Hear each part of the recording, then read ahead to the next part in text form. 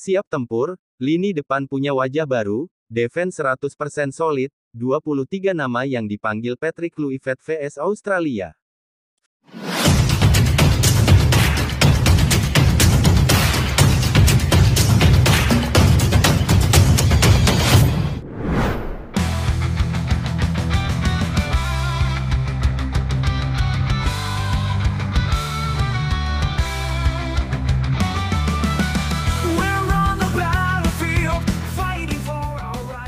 Pelatih Timnas Indonesia Patrick Kluivert saat ini tengah disibukkan dengan persiapan untuk membentuk Timnas Indonesia yang kuat jelang laga lanjutan di babak kualifikasi Piala Dunia round ketiga. Seperti kita tahu Timnas bakal melawan Australia pada tanggal 20 Maret tahun 2025 di Allianz Stadium Sydney, sebelum akhirnya kembali bermain kontra Bahrain di GBK 5 hari berselang, dengan target 4 poin dan bisa lolos ke Piala Dunia. Tim terbaik harus dibentuk dengan semaksimal mungkin, nama-nama pemain terbaik pun harus masuk, dan pertanyaannya kira-kira siapa yang akan dipanggil? Kita bisa menemukan jawabannya di akhir Februari atau paling tidak awal bulan Maret.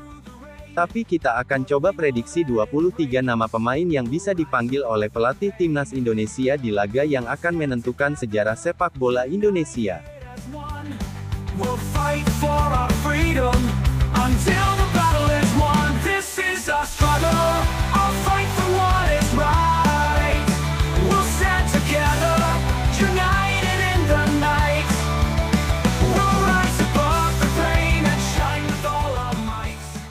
Kita akan mulai dengan posisi kiper. Di posisi ini hampir semua tim nasional akan membawa atau memanggil 3 kiper untuk berjaga-jaga jika ada cedera atau kartu merah, dengan detail 1 kiper utama, 1 kiper cadangan utama, dan 1 kiper pelapis. Untuk posisi kiper utama menurut Mimin sudah pasti akan jadi milik Martin Paes, dengan Hernando bisa jadi cadangan utama, dan Nadeo bisa jadi kiper pelapis. Di posisi ini kami pikir Timnas punya kapasitas yang cukup matang, kita akan cukup merasa aman terkhusus jika Martin Paes dalam kondisi prima. Ia punya pengalaman, mentalitas, dan juga skill sebagai salah satu kiper terbaik di ML saat ini.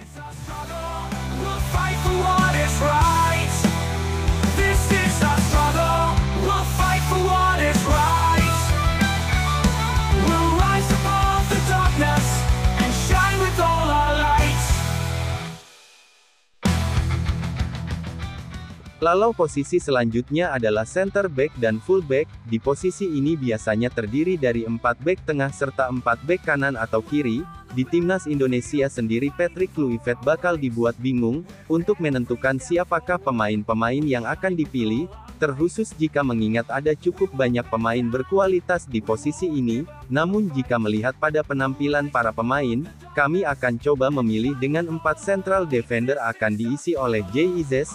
Ia adalah kapten Timnas dan kami pikir kemampuannya tak akan tergantikan. Kemudian ada Mes Hilhers yang sudah mulai sembuh dari cedera, dan mulai kembali rutin bermain bersama klubnya. Lalu Rizek Ridho, Elkan, dan juga Jordi Ahmad. Bagaimana dengan fullback? Di fullback kiri Timnas bisa diisi Kelvin Pardong dan juga Sain Patinama. Dengan fullback kanan Timnas bisa memanggil Kevin Dick dan juga Sandy Walsh. Sekali lagi ini akan sangat sulit, persaingannya begitu ketat, dan itu kenapa sulit untuk bisa memanggil sosok seperti Asnawi dan Arhan. Mereka memang punya kualitas tinggi tapi masalahnya mereka akan bersaing dengan deretan pemain yang juga tidak kalah top untuk posisi fullback. Selanjutnya di posisi gelandang tengah, sebuah tim biasanya akan memanggil beberapa gelandang dengan beberapa tipe, mulai dari tipe gelandang DMF atau gelandang bertahan, gelandang serang atau playmaker, serta gelandang sayap yang bisa digunakan untuk formasi tertentu. Di Timnas pasukan Garuda bisa memanggil 8 gelandang, mulai dari DMF yang bisa diisi oleh Mark Klok, Ivar Yener, dan Nathan Chuan. Kami kembali tulis Mark Klok karena menurut kami Klok punya penampilan yang cukup baik di Persib Bandung, yang saat ini membantu Persib memuncaki klasemen Liga 1. Kemudian untuk 3 gelandang playmaker atau gelandang pengatur serangan dan pembuat permainan, menurut kami Coach Patrick Kluivert bisa memanggil Tom Haye, Kambuaya, dan juga Marcelino. Dengan 2 gelandang sayap dapat diisi oleh Eliano Renders dan juga Egy Maulana Fikri. Eliano sendiri mulai sering mendapatkan menit bermain kembali dalam beberapa waktu ke belakang, di mana harapannya ia akan solid untuk timnas Indonesia, sedangkan Egy, ia adalah pemain lokal paling tajam di Liga 1 saat ini, ia membuktikan jika kualitas yang ia kembangkan saat di Eropa tidak hilang sama sekali.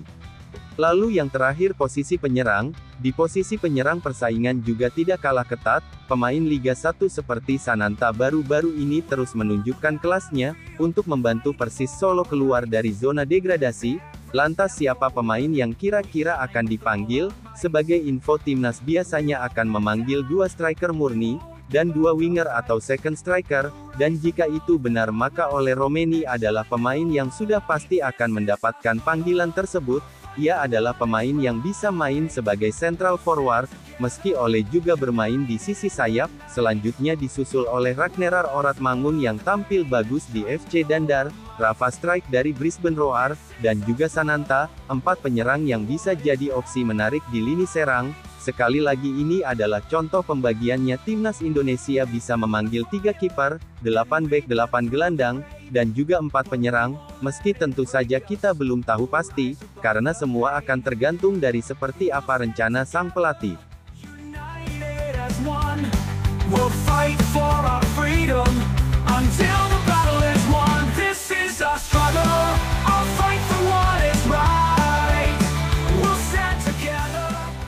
Lalu sekarang kita coba gambarkan seperti apa line up timnas Indonesia, dengan 23 nama pemain yang bisa didaftarkan timnas tersebut.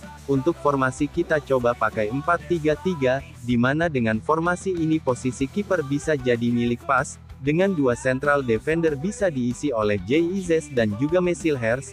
Lalu untuk fullback ke kiri ada Kelvin Verdong, dan di fullback ke kanan bisa diisi oleh Kevin Dix, masuk ke tengah dengan 1 Mark Jerman dan 2 playmaker. Timnas bisa memasukkan Ivar Yener sebagai DM, dengan 2 playmaker diisi oleh Tom Haye dan juga Marcelino Ferdinand. Sementara untuk 3 striker Coach Patrick bisa memakai Rafael Strijk di kiri, Ole di tengah, dan Ragnar di sayap kanan. Formasi ini akan menarik karena lebih menyerang, tentu ini akan memberikan potensi kemenangan, tapi juga punya potensi lebih besar untuk kalah, jadi semua akan tergantung dari keputusan Coach Patrick Kluivert nanti.